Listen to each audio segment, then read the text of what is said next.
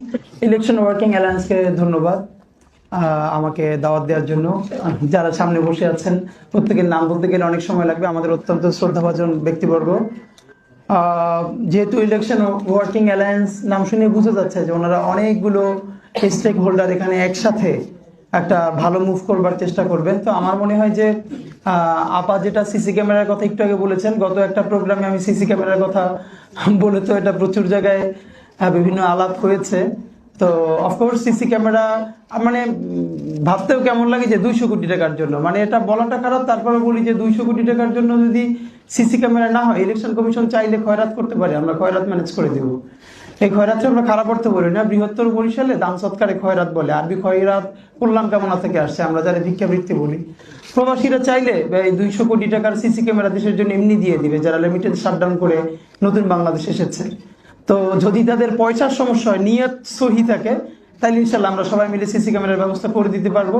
কিন্তু ব্যাপার হলো এই সিসি ক্যামেরাটা তারা অপারেট করবে কিনা। আর সিসি ক্যামেরা ইনস্টল করতে গিয়ে যদি সময় লাগে, তাহলে ইনস্টল করতে কেয়ামত পর্যন্ত লাগলে কেয়ামতের দিন ইলেকশন হবে, তার আগে ইলেকশনের দরকার নাই।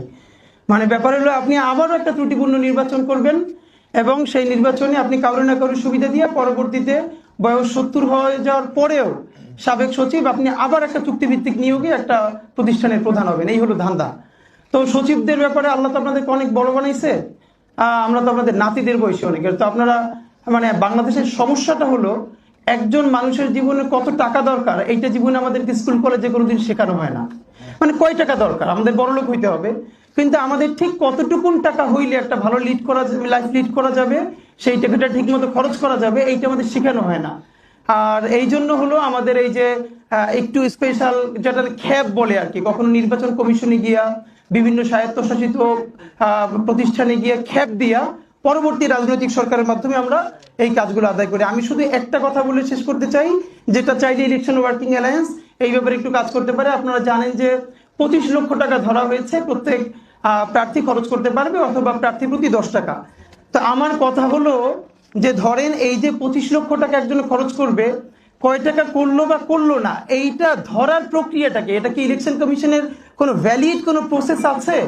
ধরেন একজনে 25 কোটি টাকা খরচ করলো, তো এরপরে আপনি সেইটা কোন উপায়ে প্রমাণ করবেন? সে তো তার অ্যাকাউন্ট থেকে দিবে না, সে তো কিভাবে দিবে?